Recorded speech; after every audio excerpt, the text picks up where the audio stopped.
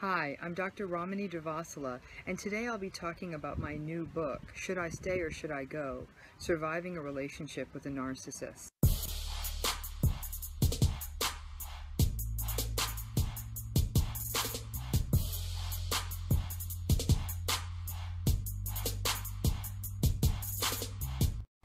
Yes, in fact, narcissism is our modern day epidemic, and in a world full of selfies and social media and do you like me and looking for validation, it's sort of here to stay. And so many people wonder, why even take it on if it feels like it's the new world order? The one thing that narcissism is not built for is relationships. When it comes to matters of the heart, superficiality doesn't work.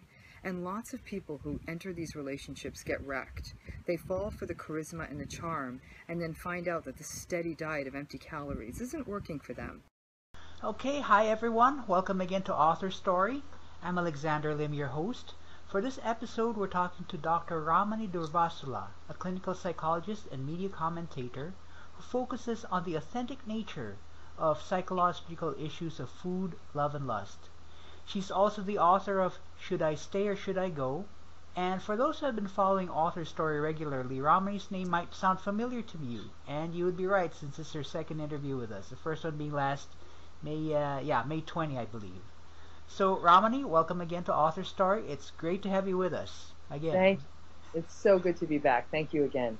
Cool. Okay, so tell us about yourself. I mean, what's been going on the 5 months since we last spoke, other than your book being published? That is. I mean, I assume it's been published already.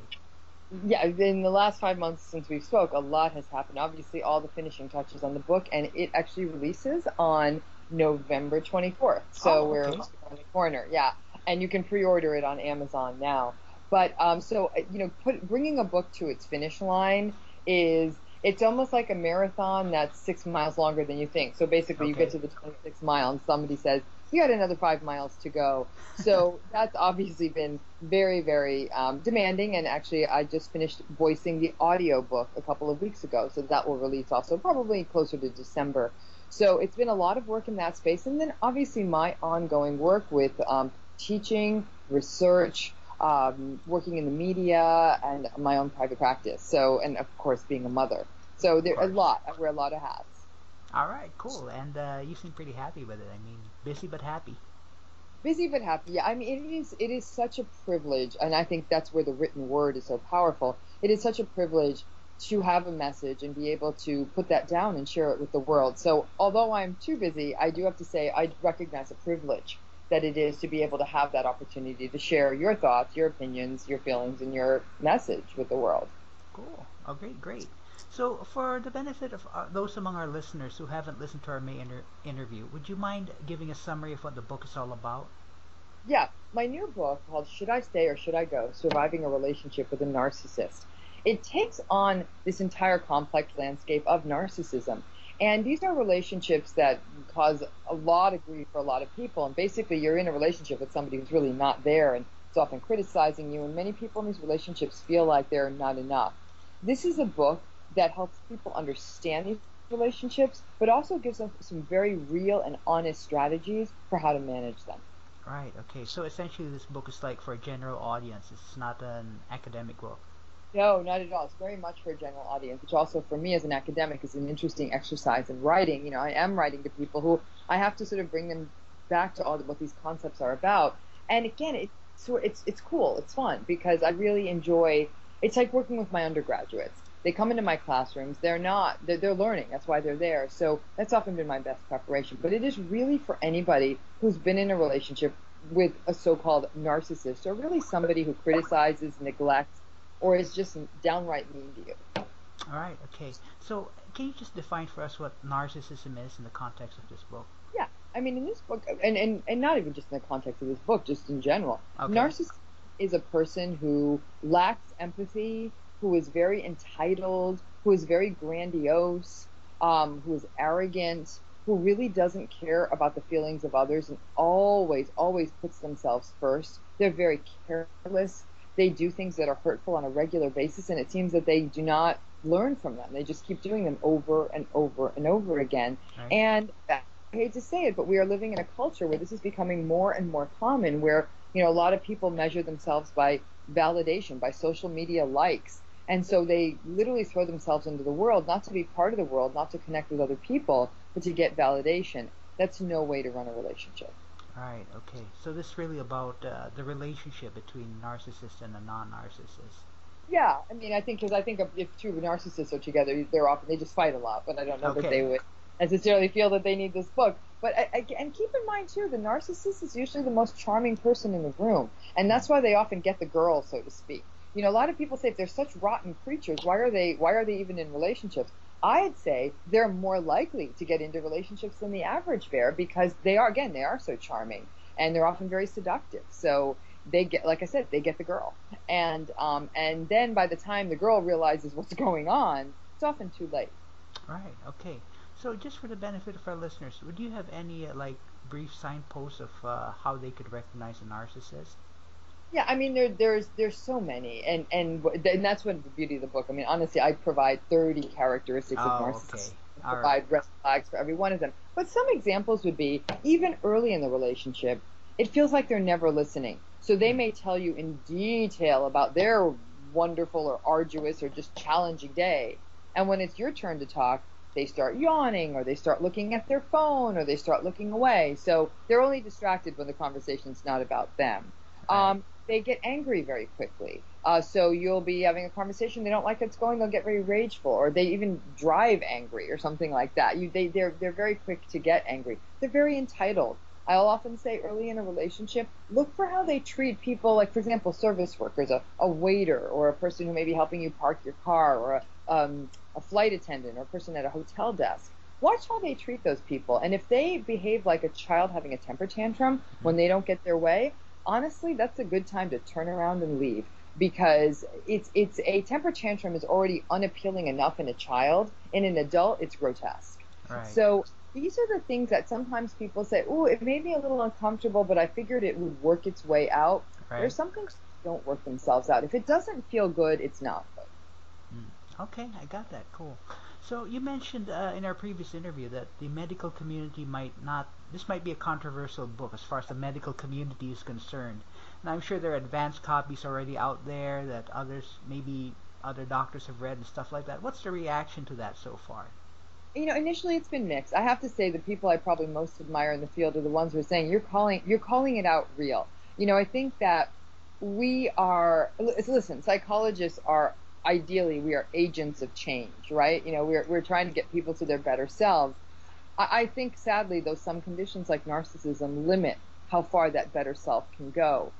My problem is, and this is what I struggled with when writing this book, is, you know, in this kind of a relationship, you're advocating for one side or the other. You really are. I mean, because sometimes there is no middle ground. And I think that when it comes to other mental health folks, honestly, it comes down to their level of expertise. The people I've had, the psychologists I've had read this book, who have expertise in working with narcissistic clients, say, you hit a home run. You got it. You nailed this. Ironically, the people who have given me the most negative feedback about the book, and I've gotten some, are narcissists. I know this from them because I've known them for years. And they're like, well, I don't know, this seems really harsh. And I had to hide my laughter because I gave the book to them deliberately, knowing that they tended to be they lacked insight into themselves. Okay. And when they started saying, we don't like your book, I'm like, girl, you got it right. Because if you're getting them mad, it means you got under their skin. So I have to say that when I did get negative feedback, I got it from exactly the people I wanted to get it from. And then by and large, so people are saying, people in the field are telling me, this is an honest book. They're saying this is a very, very honest book. It's not an easy book, but it's an honest book. All right. Well, there's that's very interesting right there. Who's who? All right. So just curious, what is for you? What is the hardest part of writing this book? You know, that's such a great question, because this is harder than anything I've ever written, and I've written another book. This was a hard book to write because, as I often say, is that if whether you're writing fiction or nonfiction, you immerse yourself in your topic. This is not an easy topic. Like I often say, once you're with a narcissist for a while, the world feels like a very exhausting, negating kind of a place. And I really feel like because I was writing about it, I had to reflect on all these dozens and dozens of hours of interviews with people who told me their stories, and just think about, I have to tell you, I almost felt like I just got out of a relationship with a narcissist. It was that exhausting. And so I found that the subject matter, as important as it is to me, it was also, it's not easy. And so I was very, very exhausted. And of course, I'm doing so many other things. It's not like I have the luxury of just writing 8 hours a day. I'd have to be very careful to carve out those times. And I say that, and I said this last time, anyone out there who's listening who is a writer, we as writers have to be some of the most disciplined people in the world in terms of safeguarding our writing time. And that means shutting down the social media, shutting off the phone. And so I think the combination of trying to wedge the writing into everything else I was doing and the challenges of the subject material left me pretty tired, I have to say. And not just like I need to go to sleep tired, but psychologically tired. And it gave me a lot of insight into the damage these relationships do in a way. Okay, got that. So, well, my next question is leads a little bit. It's a little bit about this because authors, who write nonfiction books, they sometimes go on a journey as they do so. So I was going to ask, has doing this book brought you to a similar sort of journey? In other words, was there like a before and after? You thought one way before, and then you thought another way afterward. Was there anything that shifted for you?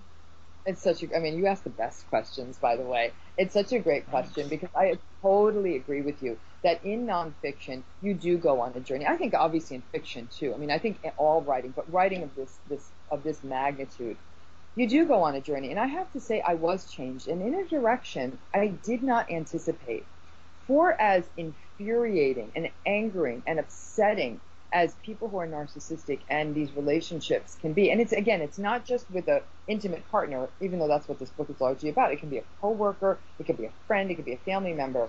What I found myself at when I got through the process was a far greater state of forgiveness and grace. I found myself that there have been narcissists in my life, and I was able to say, now that you know more about how to manage this, now that you understand so much more about how it works, now that you know how you can walk away from it, you can also forgive it. I don't tell people to seek it out by any stretch, but I do have to say that it is so easy to get angry and bitter about this and give away years of your life. And I feel like this book and the way, even the tone of the book as it ends is, this relationship changed you, but not necessarily for the worse, and do not let it steal anything from you. So I think for me it was a forgiveness and, again, a state of grace that pervades more areas of my life that I think that before I wrote this book, maybe there was just a lot of frustration I had about the topic, watching what it does to people. Maybe writing the book was a process of letting go. It doesn't mean that these relationships are any less infuriating, but I feel as though I finally was able to sort of speak my truth on this topic and put down the load, put down the burden. And so I think I felt lighter, and I do feel lighter now that it's done. All right, cool, fantastic. All right, so you mentioned in our previous interview that your writing process for this book was more familiar compared to the one that you did before. It's more conversation, more from the heart, less technical. Was going into the aspect of its release, is there anything different with this release of this book compared to those of your previous books? Are you more excited, disappointed, anything like that? I'm unbelievably excited about the release of this book, and I'll tell you why. I loved my first book. Don't get me wrong; that is such a source of pride. This one feels like a source of passion. This is one of those times where, I feel like I'm holding my gospel, in front of a flock. Like I really want people to listen. They may not agree, but I have to say that I am insanely excited about getting this out there. And I have to tell you, because it's so controversial, because so many people are not going to agree with me, I'm actually looking forward to sparring with people. Like, this is going to bring out inflame some passions, and it's going to create some arguments. And I look forward to that discourse. So I feel like this is going to be, I have to be a bit more of a scrappy fighter. We also, promoting books in this world, it's changing every single day. So I'm working with a fantastic social media team on getting the word out through Twitter, trying to slowly build up a presence on Instagram. I'm very fortunate to have lots of great ties into the media, but also my timing couldn't be better. I'm coming out in a presidential debate year as we lead up to an election, and I've never seen rate of narcissism in my life. I say to people every day, I almost feel like I should send Donald Trump a dozen roses for being so narcissistic while stumping, because he gives me something to talk about, and he gives me an example. So the timing is sort of uncanny. I say this to every author: you either get lucky or you don't. Like, you you write a book about a hurricane, and then it comes out, and the next day there's a big hurricane. That's Right. luck. And so it's in this case that I actually think I'm writing, in theory, I'm writing a book about a hurricane that's arriving. And so it is, I am very excited about getting the word out. And again, this is a book that I think is relevant to everyone from teenagers who are starting to date to Right. people who've been in 30-year marriages, to people who are angry that those marriages ended, or they're in them and they're not having a good experience with them. Right. So this, what's so great about this book is that I think it can serve so many functions for people, pretty much from the age of 15 all the way to the age of 80. So I also look forward to meeting with people all around the country, in fact, all around the world, who have different stories. And to that point, I've even been talking with the colleagues and people I know in India, which is where my family's from. Mm-hmm. They're saying, wow, this book has a lot of utility in India. So I really feel there might even be a really interesting international face to this book. So yeah, I'm very excited. I'm very, very excited. All right, fantastic. My next question is, what's the difference between the rollout of this book compared to your previous book? I mean, is this more like, are you focusing more on social media right now, or are you still going like the book signing and stuff like that, book signing route and stuff like that? My release of this book, I'm going much more gangster with this book. Like, I am realizing that a book release is, I feel like now I'm learning that there's a couple of ways to do this. And one is that you sort of go, sort of what was once a very traditional route. And Right. if you're lucky, you show up on TV and you do signings. I'm realizing, no, releasing a book, especially if you're not like a superstar, you're not like a presidential candidate or a former president or like a movie star. If you're just a person who has a message, grassroots is everything. There is a huge community out there of bloggers, of journalists I've worked with. I mean, I think that what ends up happening is it's really that concept of trying to get something to go viral. There are no guarantees, but I do think that it is really about, I think a lot of times, my first book I tried to promote more top down. Right. This one I'm absolutely doing bottom up, because I think that the power is in the voices of the people who are already out there. Like I said, like bloggers, like people who are influencers in spaces like Twitter, obviously complementing that with TV and whatnot, and people don't really go to bookstores anymore. I mean, it makes me sad, because there's nothing I love more, and I would go to any bookstore in the country that would have me, but I think this time I am trying to start a national conversation, and about, not only about narcissism, but what it does to our souls, our psyches, our minds, and our hearts. Right. So it sounds like this is more like a cause then. I mean, this you're involving yourself in a cause bigger than the book itself. Yeah, and I think, again, very well put. It really is, it does feel like a cause. And I think that we have emptied a lot of the intimacy out of our everyday lives and replaced it with superficiality. And that's not good for us. It's efficient, and we can get a lot done, and it may make us feel good for a minute. It's like eating a piece of candy. It feels good for a minute, but then you realize I probably shouldn't have done that. And so it is something larger. And I think what's so difficult is the topic is enormous. Right. And so when I took the topic on, I had to step back as a clinical psychologist and say, where am I seeing the most devastating influence of narcissism? Because the fact is, it's here to stay. Right. As long as we measure ourselves by Instagram hearts and Facebook likes, this is it. Like, this is the new world order. But what I was seeing is that, whether you like it or not, the place it's doing its most damage is in intimate relationships. So yes, to me, in fact, we're doing research right now in my lab on social media and narcissism. So I take the topic, I look at narcissism and health. Like, I take the topic from just about every angle. But for this book, for the chance to get this message to the masses, I wanted to focus on the area that was the most challenging. So yes, there's a big message I want to talk about, talking very specifically about this that will help a lot of individuals. But yeah, it's a movement for me. And in some ways, I feel like a person who is, trying to tell people to start gardens in their backyard again and go back to basics, like connect back to human beings. Right. Okay. Cool. So, Ramani, let's say you came across someone who's presently dealing with a narcissistic partner, narcissistic boss, someone close to them. Okay, I know you probably get that in the course of your practice. But say for whatever reason you have only enough time to tell that person one thing about the situation or the relationship they're presently in. What would be that one thing you would say, and why would you say that? Stop thinking that you're not enough. Okay. Because what most people do is they say, if I was only better, if I was only this, if I was only that, I could make this work. It's not true. This is about taking care of you, not taking care of them. And most of us, particularly women, are taught to, if we take care of other people, everything will be just fine. Right, Or right. you could put every resource you have on the planet and then some, you know, you can then literally start emptying out everything you've got and giving it to the person, and it's never going to be enough. And that's the biggest complaint I hear. And so I say, so stop. You know, if you went to the bank and you kept giving them money and they kept taking your money and throwing it away, so every time you went to the bank, they're like, you don't have any money in this account. Right. You would bank there anymore, you know? So it's the same thing. It's just to take care of yourself. And when you do that, take care of you, all the healthy people around you benefit from that. And then you'll see that a healthy relationship is one where you give and you get back. Right. If you're just giving and there's no get back, and even if that get back is simply somebody listening, someone being present, someone being mindful, if you're not getting that, then that speaks volumes. Again, it's like the bank that takes your money and burns it.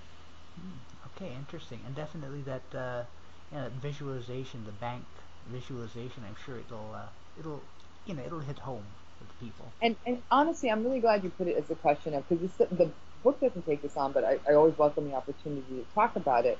A lot of people I've spoken to as I've talked about this book are people who say, listen, I've got a great marriage, I've got a great spouse, he loves me, or she loves me, but what I have is a narcissistic coworker or a narcissistic boss. Right. Obviously, if I wrote about every narcissistic situation, this book would be as big as an unabridged dictionary. And so, but to that point, that's actually an issue that a lot of people want to hear about. And that's often a harder situation because you may not be able to escape. Right. You got to keep a job, you got to keep a roof over your head, and a lot of times, especially if the narcissist is your boss, right, you're really up a creek because they can't get fired, and they may not be able to get fired. And you know, I always say to people in those situations is understand what the function of work is here. You know, get your job done and document. I think a lot of people, I mean, sometimes the things that a narcissistic person does in the workplace are so awful that nobody even believes it. And I say, you literally need to write it all down, because if it comes down to it, if nothing else, even if you never have to use it in a hearing or with HR or anything, you have a record so you don't feel like you're going crazy, because a lot of people will leave a work day, if they work day in and day out with these kinds of people with narcissism, and literally find themselves getting depressed, right, because it's so awful to be at these jobs. And so I often say that you have to understand what the function of work is. I'll often even say, find something outside of work that gives you pleasure. It can be a hobby. It might even be that you get retrained in a new field and maybe you can even get out of that situation. Right. Because remember, the narcissistic person, their needs are always getting met because they make sure they're getting met. So they ain't going anywhere. Right. So often that those who are not, we have got to find ways to work around them. I always say it's like a tree growing out of the middle of your living room. You're just going to have to put the furniture around it because that thing ain't going anywhere. Right, okay. So you sound like you've had some experience with these workplace narcissists. Would you have any, one incident or one thing that is related to that really sticks out that, would give an example of just how bad these guys can be? Oh, I mean, it is. I'm not kidding you. Like, when I tell you I've seen people wrecked by these workplace narcissist relationships, and I think one of the key ones is when you are anything you're saying at work is not only not heard, but it may even be denied, like as though it didn't happen. And this lines up with a phenomenon we call actually gaslighting, where your experience is denied. And these people will just shut down their colleagues. I'm not going to hear you. I'm not going to listen to you. It's my way or the highway. And I've seen this actually in more than one situation I've worked with. And it means that the person, the person who's not narcissistic in this workplace, they almost feel as though they are completely not, like it's as though that they're completely unheard, and that they're not even, like their workplace is happening to them instead of them being a part of it. And they feel very powerless. I think that people work, and over again, when I've heard that experience, that one person went, they manipulated the system, they did things that were inappropriate, they often had one relationship with a very powerful person, and they would use that relationship to their advantage, and they basically make the rules for themselves. And I think it would leave the people on the receiving end of that like they completely had lost all control. And they lived in a lot of fear because they knew that this person could make their lives miserable. They could, they could turn them in for something they didn't do, and really start a long process. Sadly, I really believe this. A lot of our HR policies actually protect workplace bullies. more than they Okay. protect the victim. And because I think HR systems seem to be so focused on risk management that they're more concerned with keeping themselves protected from the bullying narcissist, who often makes a lot of noise legally, than the people who are being victimized. And that's what I've seen over and over again, is that the systems fail the people who this is happening to. And sadly, the way these systems that are set up, they're really, which are designed to protect the workplace legally, not necessarily the people who work in them. It can really, really be a disaster and dangerous. Right. Okay, I got that. All right. So, what is your ultimate vision for your book or this platform? What would you like to have happen at the end of all this? I think what I'd like to do is really start a national conversation, obviously, on what narcissism is, and I'd love to also open up the conversation not just on relationship but to kids. We are raising a generation of kids who don't know how to manage their feelings, who want, who view relationships as looking at a small screen, who are very unkind to their peers from the anonymity of a keyboard, and who are watching very, very entitled parents sort of not paying attention to them. And I mean, our children learn from us. I'd really like to expand the conversation there. And something else I'm working on with a couple of collaborators is that we're attempting to develop a system of retreats. What I found is people who've gone through these relationships, they're pretty damaged afterwards. They doubt themselves. They feel like they're not enough. And so we're developing a series of retreat weekends where we're going to talk about the principles in the book and do some real inner healing around what happens after you break up and end one of these narcissistic relationships, and help these people come back to a place where they didn't have to lose themselves to that. So we're hoping our first one will be in February. And if that takes off, that's something me and this team would like to do on a regular basis. There are other psychologists and people who work in health and wellness. So, so really working on the retreats, getting this message out internationally, working with parents and educators about how to make sure that we don't keep creating more generations of narcissists, Right. and and then waking everyone up to how important mindfulness is in our relationships. I think that 90% of relationship problems can be fixed in two ways, not just communicating and listening, which is huge, but also always taking that extra second to see what you can do in your close relationships, whether it's to listen, pay attention, let somebody know you're thinking about them. It can be the smallest thing, like taking out that bag of trash or packing their sandwich into their bag, knowing that they're going to have a busy day. Those kinds of things that are so small can actually be game changers in relationships. And we are no longer mindful. We're very, very careless because we're all so busy. And the thing that is suffering the most from this carelessness that all of us are guilty of, and obviously narcissists are guilty of on steroids, Right. is that we're pulling away from our intimate relationships. And I don't think people realize how important close relationships are for our minds and our bodies. We think we can eat well, exercise, and get enough sleep, and that's enough.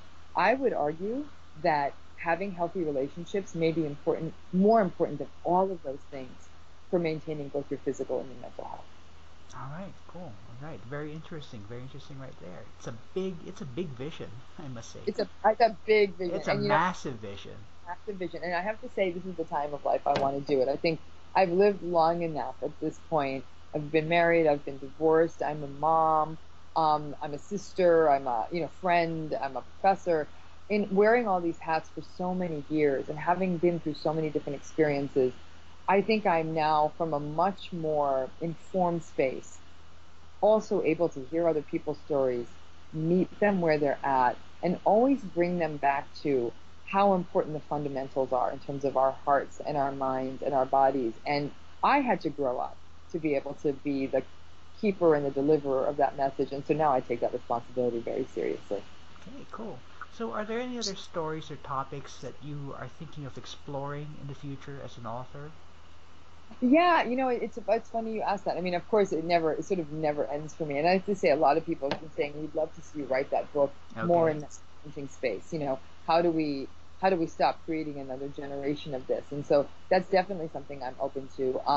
I'm also, a colleague and I are also thinking about writing a book again, also on relationships, and a lot about how popular media fuels our myths about relationships. A huge myth I take on in my book is the myth of Beauty and the Beast. Right. You got a beast, the beast is mean and awful. As long as you love him enough, he'll turn into a prince. That myth is really destructive. So is Cinderella. So is Snow White. I mean, all of these myths of rescue, really, really dangerous stuff. So this colleague of mine, and she's an amazing lady who's written lots of books on human mating, in essence, and she knows tons about close relationships. Her and I are thinking about some joint ventures too. So I'll never stop writing. I do need to take a little. I'll tell you, this has been an intense year, but definitely want to take on those kinds of topics. But the ongoing writing is really for people to understand how important going back to basics is. Right. All right, I got that. So in the last few minutes before I finally sign off, I'd just like to ask a few questions that'll give our listeners some more insight into you. Would this be okay? Absolutely. Right. Cool. So what's your most favorite thing to do?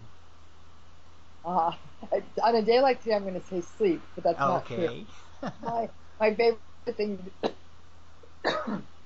My favorite thing to do is travel. Oh, okay. I have been very blessed to travel around the world in so many different ways, professionally, by myself, with my children. Right. And to me, and in fact, that would be something I'd also love to write on more. It's the psychology of travel, particularly women traveling alone. Oh, yeah. It's an amazing, amazing space for women. And so when I can, even if it's sometimes I'll go to a new city for 24 hours and that's enough. And so for me, it's a reboot. And even it's local. Like I live in LA and we're surrounded by beautiful places. So even if I were to take a boat out to Catalina or go out to Santa Barbara or go out to the desert, honestly, that's my favorite thing to do. Anywhere I go, even if it's a city I don't want to go to, I'm always able to find some magic in a new place. So that's my favorite thing. All right, cool. So what is your least favorite thing to do? Deal with narcissists. Okay, well, all right. There's so obvious right there, cat and obvious, right? but I have to say my least it's a tough question in the sense of my least favorite thing to do is to waste time with people who are not listening, which I guess in essence is being with narcissists, and to have to spend time with people who are not engaged, to have to spend time with people who are living life at the surface. And so I really value I value my time and so value the time of others. So I hate superficial encounters, let's put it that way. And so those are the kinds of things I don't like making people do things they don't want to do. Okay, all right, cool, I got that. So are there any last words of wisdom you might want to share with our listeners? You know, it may or may not be related to the book. It might come from life experience, whatever.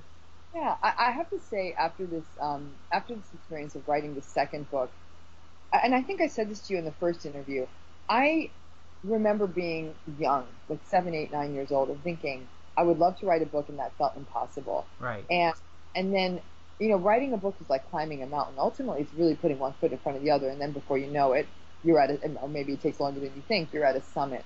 And so I'm a big believer of if you have something you want to share, get it down. Right. And I'm also a big believer that we now have lots of ways to communicate with each other. For some people, their way of communicating may be their voice. For others, it may be their written word. For others, it may be film. For others, it may be photos. And I'd say find the way you want to communicate with the world. Writing is just one of many, many ways we can share of our minds and our hearts. Is one big thing I'd say. Is like, if you've got something to share, definitely share it. But more than that, more importantly, is also listen. Listen to other people's messages, and I think that in our Facebook and Instagram culture, we sort of scroll through people's lives, but we don't really spend time in other people's lives. And so my message would be stop scrolling and start being. Actually start being with people and listening to them and giving them the hours that they deserve. I think we have gotten so used to efficiency that we've lost intimacy.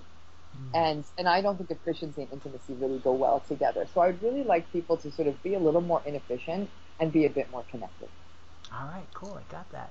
So in closing, the book is Should I Stay or Should I Go? The author is Ramani Durvasula, and you can catch her book on her website at drramani.com. That's dr-ramani.com. Got it. All right, so Ramani, thank you very much for your time. Thank you very much for being an Author Story. It was great to have you back. Thank you, and I'm sorry for my coughing fit. I think all this work has caught up with me in a cold, so I apologize for that. No problem, no problem. And hey, it's good to know that things are going pretty well, and good luck with the book. Thank you, and thank you for having me again. I really appreciate the chance to talk about not only the process of writing, but the book itself. All right, cool. And thank you very much for that. And we will be back next time on Author Story with another inspiring author.